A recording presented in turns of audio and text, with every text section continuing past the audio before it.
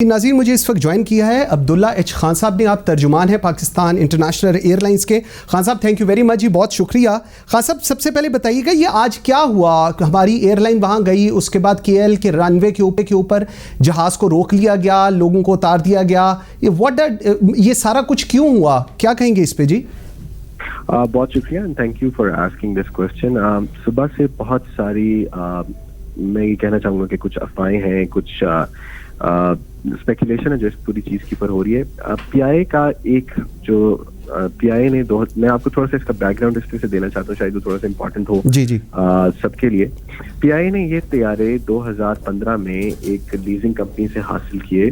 Vietnam इससे पहले ये तैयारे वियतजेट के साथ हो रहे थे, लेकिन ये तैयारे वियतनाम या किसी वियतनामी कंपनी के पास नहीं है। ये जिस कंपनी से हमने तैयारे लिए गए हैं वो दुबई बेस्ड है और उसकी जो रजिस्ट्रेशन और उसके तमाम ऑफिस दुबई में।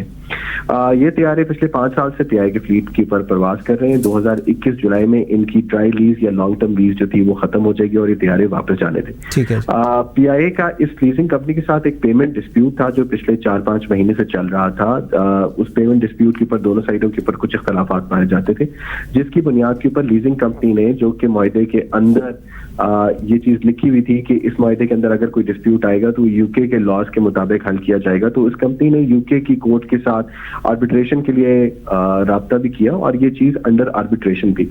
मीनवाइल एक उन्होंने पैरेलल ज्यूरिसडिक्शन, एक मैं टेक्निकल लफ्ज इसमें से बता रहा हूँ कि अगर एक अदालत में ऑलरेडी केस चल रहा हो तो नॉर्मली आप उस अदालत के तस्वीर या फैसले का इंतजार करते हैं और अगर आपके हक में फैसला ना आए तो आप उसे सुपीरियर कोर्ट में रजू करते हैं। लेकिन ऐसा नहीं होता, या जुडिशल नॉर्म या रवायात के मुताबिक कोई ज्यादा अच्छी बात नहीं है कि आप उसी केस को एक दूसरी अदालत में पैरेलल तौर के ऊपर ले जाएं और वहां पे कंटेस्ट कराएं। ठीक है जी। ये चीज अभी हमें देखनी पड़ेगी कि मलेशियन अदालत के अंदर क्या इन लोगों ने ये चीज डिस्क्लोज की थी कि ये चीज ऑलरेडी किसी अदालत में चल रही है। अगर नहीं की तो ये कंसीलमेंट ऑफ फैक्ट्स का केस भी बन सकता है। खान साहब, मुझे सॉरी, मैं आपकी बात काट रहा हूं मैं, ताकि लोगों को हमारे समझ आता रहे। ये जो पैरेलल केस था, पाकिस्तान को इसका पता था कि मलेशियन कोर्ट के अंदर ही गए हैं? नहीं, अगर पाकिस्तानी हुकूमत को या पीआईए को फॉर दैट मैटर अगर ये बात पता होती तो हम इसके ऊपर पहले से इकदाम लेते।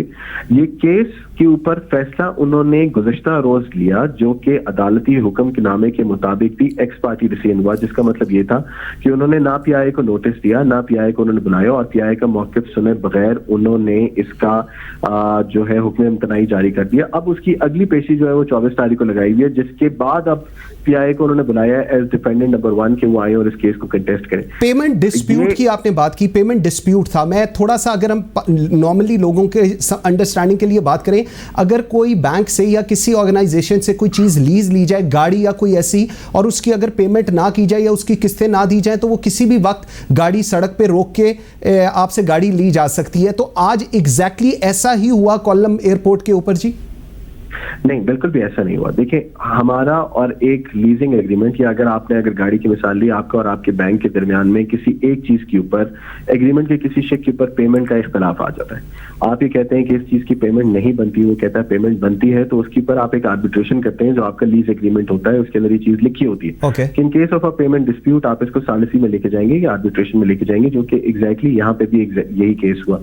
हमारा इस पे पॉइंट ऑफ व्यू ये है कि जब एक चीज ऑलरेडी आप आर्बिट्रेशन में लेके गए में और यूके के अंदर उसके ऊपर वो सब जुडिस है और अभी उसके ऊपर फैसला बाकी है, ना आपके हक में फैसला आया ना ही आपके खिलाफ फैसला आया, तो आपको किसी और अदालत में नहीं लेके जाना चाहिए था। नंबर 2 कि अगर आप ले गए तो ethically and morally and legally आपको इन्फॉर्म करना चाहिए डिफेंडेंट को कि जी ये केस आपके खिलाफ किया जा रहा है, इसको आप आए और आके कंटेस्ट करें मलेशिया की अदालत में। सिमिलरली मलेशिया की अदालत से भी हम ये उम्मीद करते थे कि वो इस सिलसिले में पीआईए को नोटिस जारी करें। पीआईए मलेशिया में एक रजिस्टर्ड कंपनी की हैसियत से काम करता है, वहाँ पे पीआईए की बहुत सारी स्टेक्स हैं, हमारी वहाँ से सेल जनरेट होती है, हमारा वो एस्टैब्लिश रूट है जिसको हम खाली पॉइंट आ गया आपका, ठीक हो गया। मुझे एक और चीज बताएं, एक जो जेनेरिक क्वेश्चन जो सारे लोगों की तरफ से आ रहा है कि जी एक त्यारा था जिस पे तनाज़ा चल रहा था, उसको जानते बूझते क्यों उसको ट्रैवल कराया जा रहा है जब तक वो सेटल नहीं हुई चीज़? उसको पीआईए अथॉरिटीज़, पीआईए की जो लीगल टीम है, I am sure of that बड़ी अच्छी टीम होगी, लेकिन नोइंग कि यार इसके ऊपर एक तनाज़ा चल रहा है और कहीं पर भी कोई ऐसा अनफॉर्चुनेट इंसिडेंट हो सकता है जो एम्बैरेसमेंट होगा पूरे मुल्क के लिए, क्यों इसको फिर अलाउ किया गया फ्लाई करने के लिए स्पेसिफिकली जी?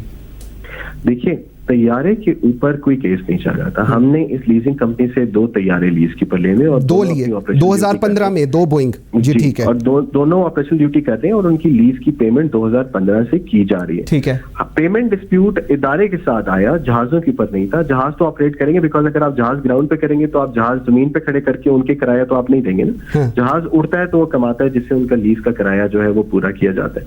तो जहाज फ्लाई कर रहा था, जहाज के उड़ने के ऊपर कोई पाबंदी नहीं थी। ताहम जो तरीकाकार इख्तियार किया गया इस पूरे सिलसिले के अंदर, ये नॉर्मली नहीं अच्छा तरीकाकार समझा जाता, ना लोग इस एक्सटेंट तक जाते हैं, बिकॉज लीज की जो एग्रीमेंट्स होते हैं या लीज की जो रिलेशनशिप होती है वो बड़ी लॉन्ग टर्म होती है और लोग अपने रिलेशनशिप्स को कंजर्व करते हैं। इस तरह का कोई चीज नहीं करते या इस तरह के किसी लेवल के ऊपर नहीं आते। खान साहब, जो वहां पर अब लोग हैं जो जिनको कहा जा रहा है एमिरेट्स से रात को 1:30-2 बजे की कोई फ्लाइट से दे आर कमिंग बैक, उनके बारे में बताया गया कि एम्बेसी से उनको दोपहर का खाना, रात का खाना भी मिला है। सो उसके बाद जो हमारा वहां पर क्रू है which is I believe 28 people, वो they will remain there for 14 next days because of quarantine and then फिर इस तरह कुछ हो रहा है जी अब?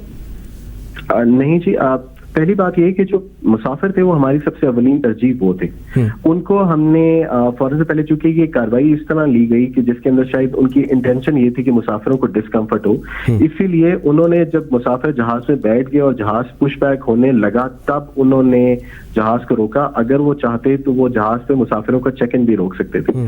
तो वो एक इंटेंशन थी, उस इंटेंशन की वजह से हम अपने मुसाफिरों को ख्वार नहीं करा सकते थे। हमने उनको लाउंज में शिफ्ट किया, ऑब्वियसली जो उनकी देखभाल हम कर सकते थे हमने की, साथ उनको हमने मुतबादिल इंतजाम अरेंज कर दिया। एक खलीजी एयरलाइन से हम उनको मुल्क पर वापस लेके आ रहे हैं। जहां तक क्रू का ताल्लुक है, क्रू क्वारंटीन नहीं हुआ, क्रू इस टाइम पे होटल में है और उनका हम अगेन अरेंजमेंट कर रहे हैं। इंशाल्लाह कल किसी परवाज पे हम उसको भी वापस ले आएंगे। Last question, Pakistan international airlines का ये जो आज पूरा दिन इंटरनेशनल मीडिया और बाकी सारों पे जो हुई है पाकिस्तान को लेकर, और obviously Pakistan has faced it, तो इसके ऊपर फिर क्या होगा जी आगे going forward? Will be careful और या इस तरह की चीजें हम देखते रहेंगे कमिंग फ्यूचर में जी? देखिए, एक बात मैं आपके वसात से मैं सबको एक तो क्लियर करना चाहता हूँ और एक सबसे अपील करना चाहता हूँ कि इस चीज के ऊपर आप ये मत कंसिडर करें कि ये आपके मुल्क की बदनामी हुई है। एक्चुअली ये पूरे मामले के ऊपर कानूनी तकाजे नहीं पूरे किए गए और इसके ऊपर आपकी एयरलाइन और आपके मुल्क के साथ ज्यादती की गई है और ज्यादती को निपटने के लिए अब कानूनी तरीकेकार ही इख्तियार करने पड़ेंगे, क्योंकि हम PIA खुद भी लेगी और हुकूमत पाकिस्तान भी इसके ऊपर हमारी मदद कर रही है और सफारती ज़राए से। बिल्कुल ठीक है। अब्दुल्ला इच खान साहब, थैंक यू वेरी मच जी, बहुत शुक्रिया।